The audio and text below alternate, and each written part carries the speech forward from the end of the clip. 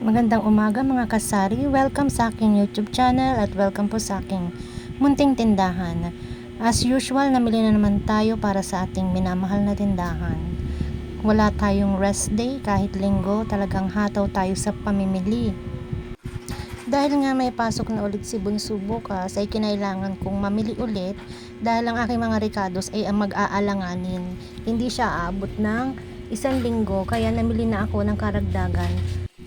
At dahil nga may goal tayo, yan ay ang yumaman. Yumaman. Ang tagal nating yumaman, guys. Kailangan talagang hataw pa rin tayo kahit linggo.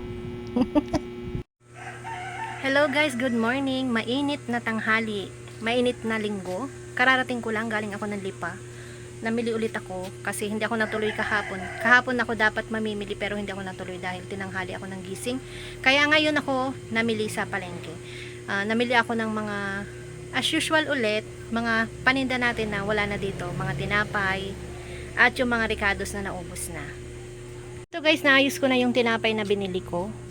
Yan ang aking mga nabiling tinapay para bukas linggo, kasi kahapon guys wala talagang mameriendang tinapay ang magtatrabaho, kaya namili ako ngayong linggo, tamang-tama bukas meron na silang merienda. Tsaka ito lang dinagdag ko sa matitigas. Hindi na ako at saka itong potoseko. Hindi na ako bumili ng paborita kasi meron pa. Yan. Tapos ito, yung isang plastic ng chichirya. At saka ito guys, ito na lang ang aking i-haul sa inyo.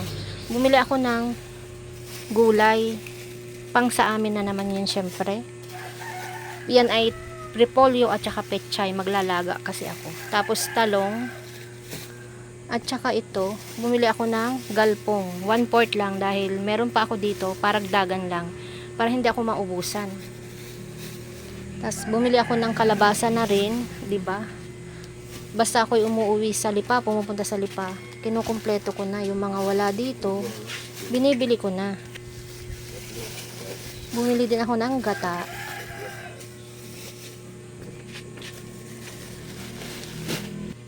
May nagbigay kasi sa akin guys ng yung langkang hinog. Kaya bumili ako ng kamote, tsaka yung gata. Bumili din ako ng guys, meron din kasama itong bilog-bilog, sago. Bumili ako ng sago para may halo. Tapos ito na yung mga ricados ko, sibuyas guys, tumaas na ulit ang sibuyas, 80 na ulit ang kilo. Ang last na bili ko ay 65 lang, ngayon 80 na. Nag-i-start na ulit siyang tumaas ang sibuyas. Tapos ang bawang natin katulad pa rin ng dati, 140.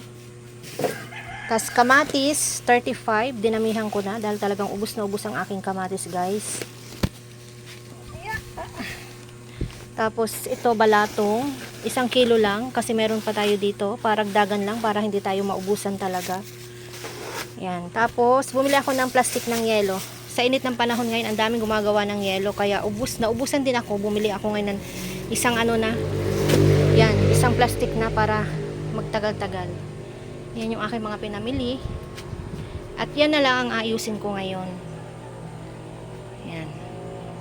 So, yun guys. Bumili din nga pala ako guys ng mangga at saka melon. Kasi gagawa na ako ng melon ice candy at saka hindi ko pa rin naalisin guys yung mango. Nakakatuwa guys kasi mura na lang ang bili ko. 50 pesos na lang guys. At ito yun matamis-tamis ito kasi hinog na talaga siya. Kasi unlike doon sa binili ko dati, green pa siya. Ito yan guys Ramdam mo talaga, ito yung natira nung huli ko pang binili. Matitikman mo talaga yung lasa ng maasim-asim na mangga pag gumawa ka ng mango graham ice candy. Kaya ang pinili ko ngayon yung hinog-hinog na talaga guys para matamis siya. Tapos ito guys, ang 50 ang kilo ng melon. Yan. Medyo hilaw-hilaw na yung aking pinili.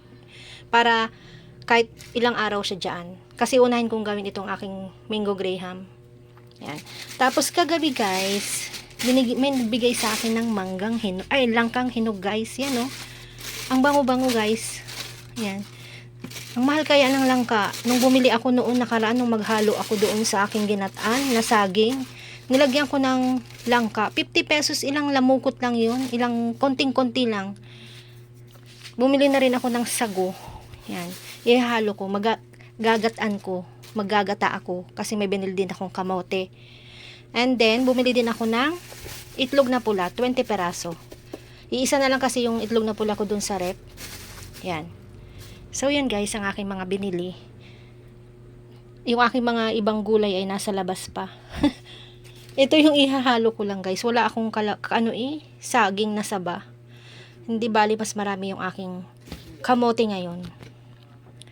Yan guys. Nag-aayos ako ng aking mga pinamili guys. Ay dumating naman yung nagdi-deliver ng mga mani-mani. Yan, banana chips. Kumuha tayo.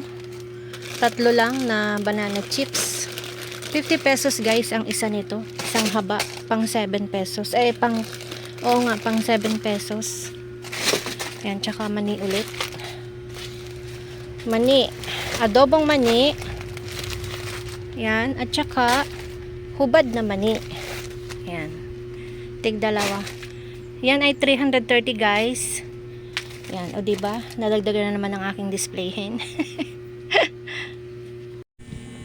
Dumating din yung aking mga in-order kahapon pa na mga soft drinks, tsaka yung mga Fresquito, Zesto, at pati yung mga chichirya na yan ay kahapon ko pa yan in-order.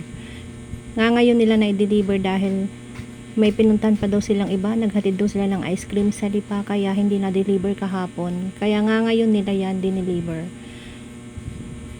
Mahirap pa rin sila Coke guys, hindi pa rin bumabalik ang Coke na dibote, tsaka yung kasalo. Yan na lang ang soft drinks ko guys.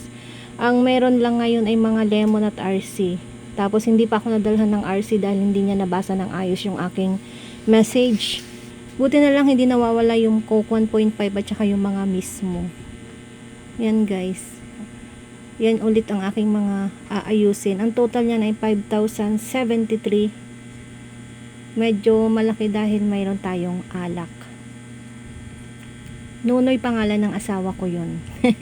Siya kasi ang kilala ng mga maghahatid. Si Nunoy. Nunoy ang tawag sa pangalan ng asawa ko. So hanggang dito na lang guys. Happy Sunday po sa ating lahat. Update lang po tayo sa kaganapan dito sa aking store. Bye everyone. Thank you for watching. Always watching. Thank you po.